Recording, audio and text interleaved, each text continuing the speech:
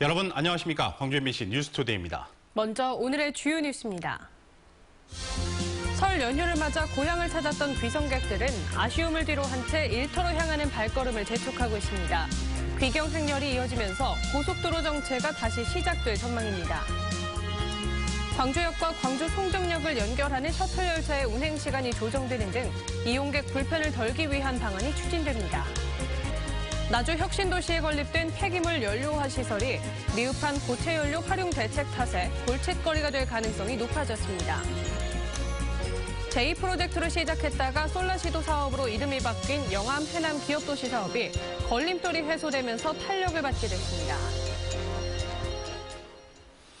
설 연휴와 어느덧 막바지를 향하고 고향집을 찾았던 귀성객들은 다시 일상으로 돌아갈 준비를 했습니다.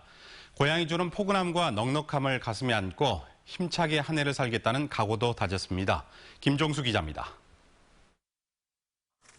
한 해 농사를 지어 아껴뒀던 참기름이 아들들 선물로 건네집니다.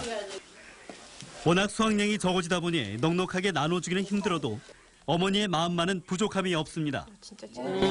참기름인 게 맛있게 갖고 와서 먹어라. 진짜 찐하다. AI로 농촌 마을에서도 싱싱한 달걀을 구하기가 쉽지 않지만 자식들을 위해서라면 아끼고 아껴서 선물 가방에 담아줍니다. 자식들한테 주니까 즐겁잖아요. 남 같으면 좀 저기 한데 자식들 주는 것은 부모 마음에서는 즐거워요. 명절 연휴가 훌쩍 지나가고 아쉬움을 뒤로 한 채 헤어져야 할 시간. 떠나는 아들들도 떠나보내야 하는 부모님도 언제나 서운한 마음이 큽니다. 또 한철 지나고 나서 뵈야 되는데 그때까지 또 건강하게 또 잘 지내셔야 되고 그래서 조금 아쉽고 서운하고 그렇습니다. 서운하죠. 늘 봐도 서운해. 또 왔다 가면 자식은 서운하잖아. 열차를 이용하는 귀성객이 늘면서 광주 송정역은 연휴 내내 붐비고 있습니다. 손에 손에 선물 보따리를 들고 아쉬움을 뒤로 한 채 귀경길에 오릅니다. 배웅 나온 부모님께 아들, 딸 내외는 감사한 마음을 잊지 않습니다. 네, 어머니, 아버님 따주신 거 맛있게 먹고 잘 살겠습니다. 효도하겠습니다. 섬 고향을 다녀온 귀성객들은 여객선을 타고 다시 무태에 도착합니다. 일터로 돌아가야 하는 시간을 앞두고 얄궂은 날씨가 마음을 더 무겁게 합니다. 좀 부모님 혼자 놔두고 가니까 좀 기분은 별로 안 좋지만 그래서 일상생활로 복귀해야죠. 즐겁게 보냈으니까. 짧은 만남이라 늘 아쉽고 속상하지만 그래도 고향은 삶의 활력소이고 든든한 버팀목이 됐습니다. MBC 뉴스 김종수입니다. 설 연휴 마지막 날인 오늘 막바지 귀경 행렬로 정체 현상이 빚어지겠습니다. 한국도로공사는 현재 승용차를 기준으로 광주에서 서울까지 3시간, 목포에서 서울까지는 3시간 30분이 걸리는 등 평소와 비슷한 수준의 교통 흐름을 보이고 있다고 밝혔습니다. 하지만 오전 10시부터 정체 현상이 시작돼 오후 4, 5시 정도에 가장 극심해졌다 밤 늦게 해소될 것으로 예상했습니다. 광주역과 광주 송정역을 오가는 셔틀 열차의 운행 시간이 조정됩니다. 광주시는 셔틀 열차의 이용객 증대를 위해 운행 시간을 조정해 환승 대기 시간을 현재 28분에서 15분으로 단축시키기로 했습니다. 또 기아 챔피언스 필드역을 신설하고 셔틀 열차 운행 구간 주변에 꽃길을 조성하는 방안도 추진하기로 했습니다. 지난해 말 운영을 시작한 셔틀 열차는 하루 평균 이용객이 200여 명으로 손익분기점인 800명을 크게 밑돌고 있어 이용객이 늘지 않으면 운행을 중단해야 할 상황입니다. 연휴 마지막 날인 오늘 추위가 기승을 부리겠습니다. 찬바람이 불면서 더욱 춥게 느껴지겠는데요. 영광과 목포 등 전남 8개 시군에서는 현재 강풍주의보가 내려져 있습니다. 초속 10m 이상의 강한 바람이 불겠고요. 또 곳곳에서는 눈발이 날리거나 빗방울이 떨어지는 곳이 있습니다. 아침까지 이어지다가 그치겠고 밤부터 또다시 시작돼 내일 새벽까지 이어질 것으로 예상됩니다. 오늘 광주의 아침 최저기온이 0도로 시작해서 현재는 2.8도까지 올라 있습니다. 낮 기온은 2도로 아침과 큰 차이가 없겠는데요. 어제보다 무려 6도가량 낮은 낮 기온 예상됩니다. 밤사이 기온이 떨어지면서 내일 아침에는 영하 6도의 아침 기온 보이겠습니다. 출근길 추위 대비 든든히 하셔야겠습니다. 현재 기온 보시면 대부분적 2도 안팎을 보이고 있고요. 장성과 담양 1도, 나주와 화순 2도의 낮 기온 보이겠습니다. 대부분 지역 어제보다 5도에서 6도가량 낮겠습니다. 곡성이 3도, 구례가 1도, 보성 2도로 예상됩니다.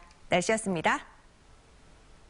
생활 쓰레기를 고체 연료로 만들어 놓고도 제때 활용하지 못해 골칫거리가 됐다는 소식 전해드렸는데요. 나주 혁신도시에 건립된 폐기물 연료화 시설 역시 비슷한 문제를 안고 있는 것으로 드러났습니다. 이계상 기자가 취재했습니다. 툭하면 고장이 나서 중단되면서 부실 시공 논란을 낳고 있는 나주 화순의 가연성 쓰레기 자원화 시설입니다. 2014년 7월 시험 가동을 시작한 이 시설은 2년 반 동안 설비 보완을 통해서 하루 7, 80톤의 쓰레기를 연료화하고 있습니다. 특별한 결함이 발생하지 않는 한 하루 100톤 정도는 처리할 수 있게 됐습니다.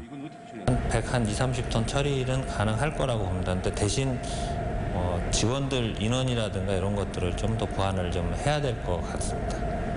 여기서 생산된 펠릿 형태의 고체 연료는 6월 중순까지 민간 업체에 판매되고 이후에는 지역 난방공사가 처리하게 돼 있습니다. 빛가람 혁신도시의 에너지 공급을 담당하게 될 지역 난방공사의 열병합 발전소는 올해 말쯤에나 완공될 예정입니다. 이 때문에 반년 동안 생산될 3,000에서 5,000톤 분량의 고체 연료를 어떻게 처리할지가 골칫거리가 됐습니다.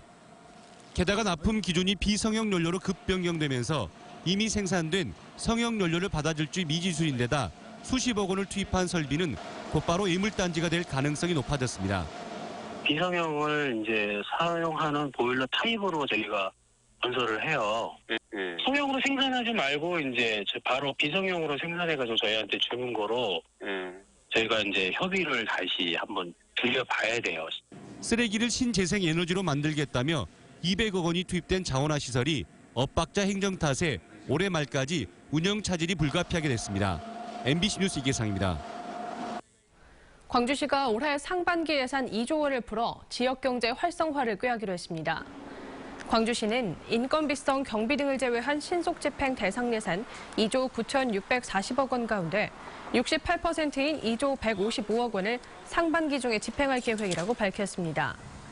여기에다 5개 자치구 상반기 목표액 3,051억 원을 합쳐 상반기 중에 2조 3,206억 원이 풀릴 경우 지역 내수 경기 활성화에 큰 도움이 될 것으로 기대하고 있습니다. 전남 지역 사회복지 생활시설 10곳 가운데 7곳이 노인시설에 편중된 것으로 나타났습니다.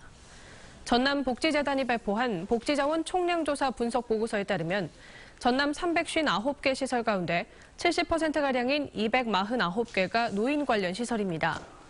반면 정신질환자 공동생활가정이나 노숙인 자활시설, 가정폭력 피해자 시설 등은 한 곳씩에 그쳤습니다. 복지재단은 노인장기 요양보험제도를 도입한 이후 노인 요양시설이 급증했다며 다양한 계층을 위한 복지자원의 배분이 필요하다고 지적했습니다.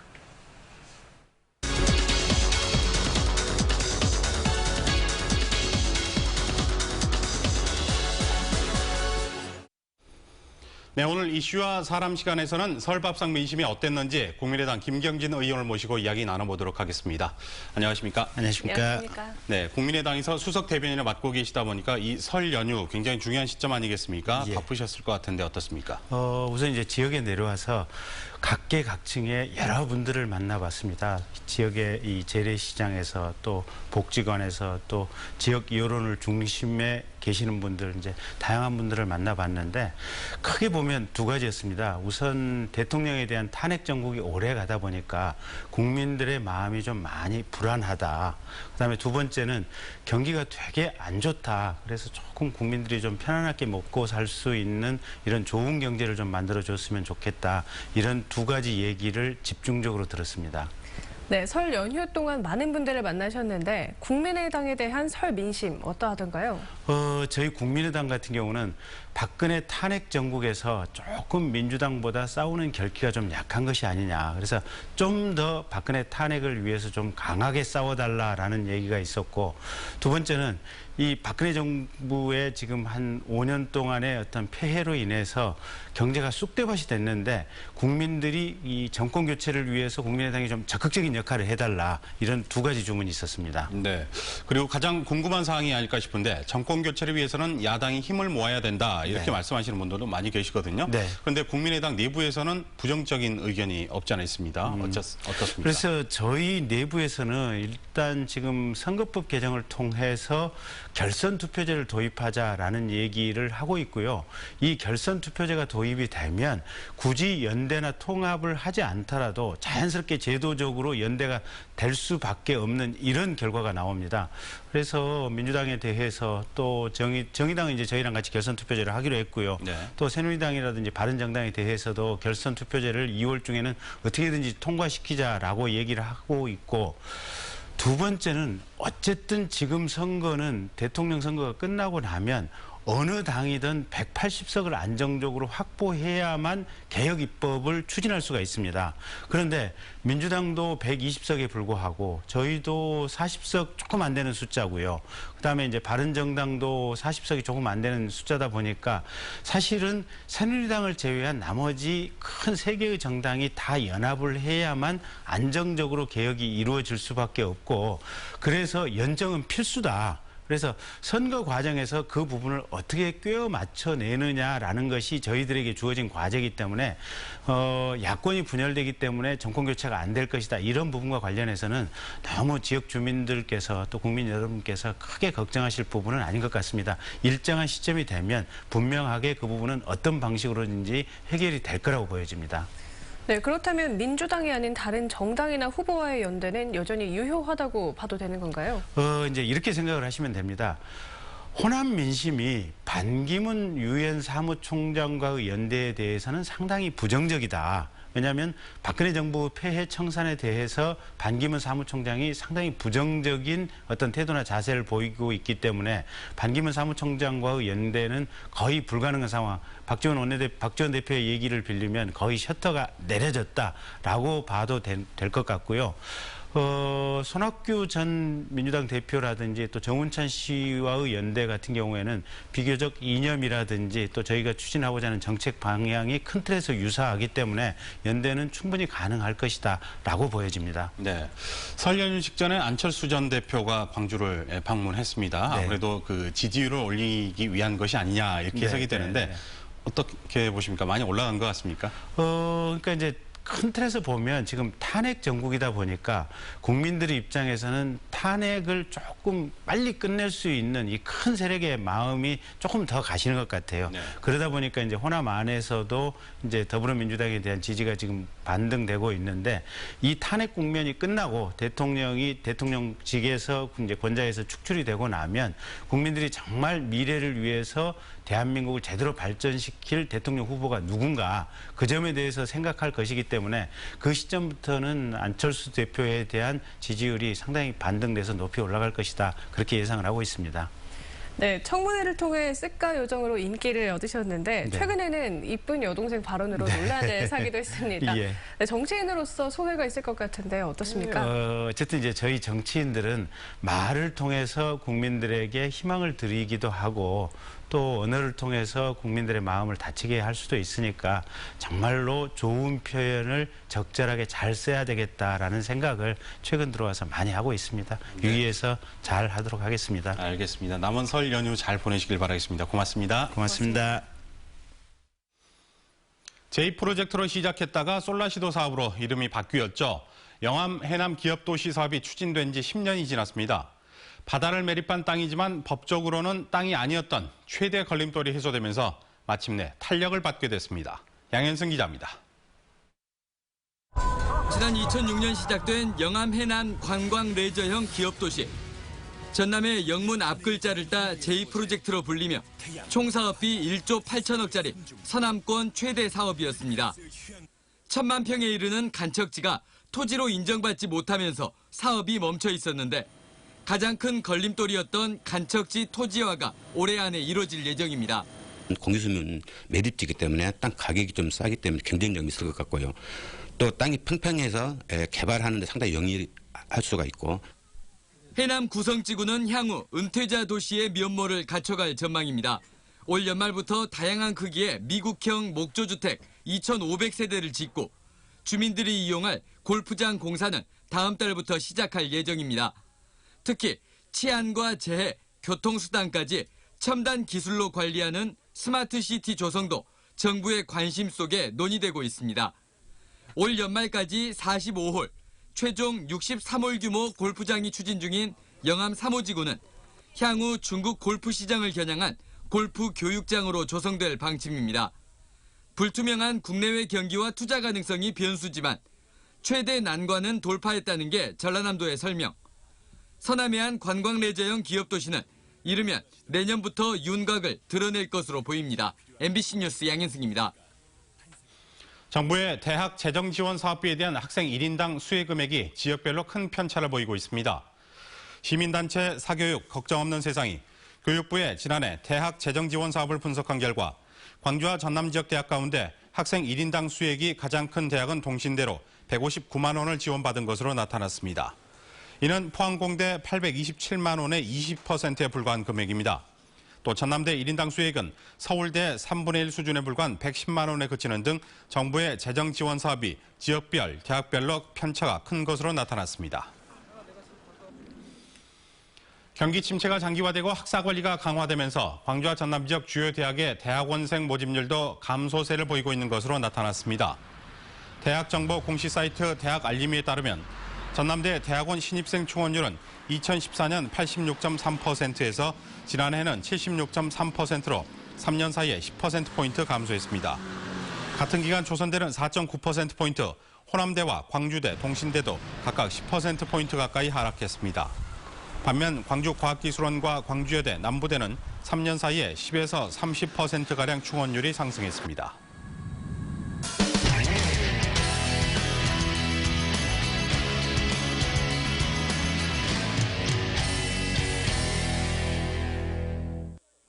요즘 매서운 추위가 계속되고 있는데요. 철원 민통선에는 시베리아의 혹독한 추위를 피해 찾아온 많은 두루미가 남쪽에서의 따뜻한 겨울을 나고 있습니다. 올해는 백조라고 불리는 고니까지 함께 어우러지면서 분단의 땅에서 새들이 통일을 이루고 있습니다. 전영재 기자가 보도합니다.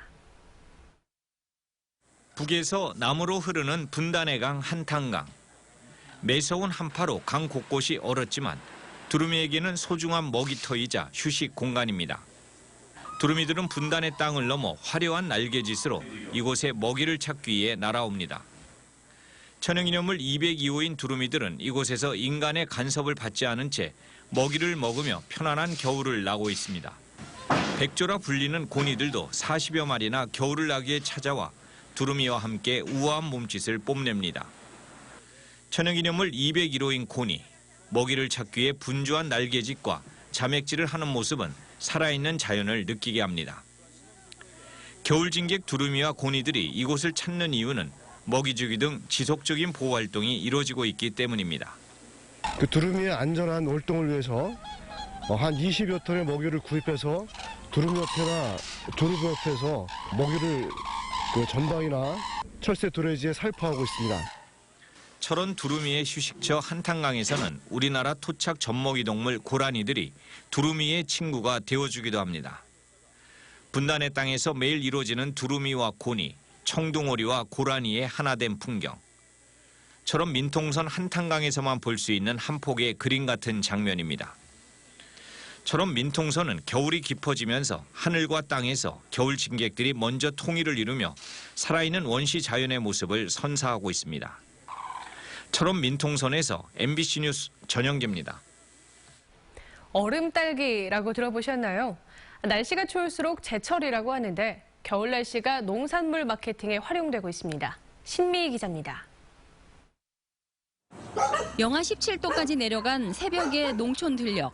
아직 어둠이 가시지 않은 하우스에서 불을 켜고 딸기 수확이 한창입니다.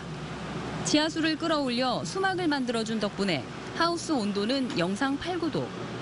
이 딸기 하우스의 또 하나의 보온 비결은 바로 얼음막입니다. 안쪽 하우스를 덮인 지하수에서 나온 수증기가 이렇게 바깥쪽 하우스에 꽁꽁 얼어붙었습니다. 마치 에스키모인들이 사는 얼음집처럼 커다란 얼음 하우스가 하나 생겼습니다. 날씨 때문에 생긴 얼음 하우스가 찬 바람을 막아주기 때문에 얼 염려가 없고 육질이 단단합니다. 그래서 농민들이 붙인 이름이 얼음딸기.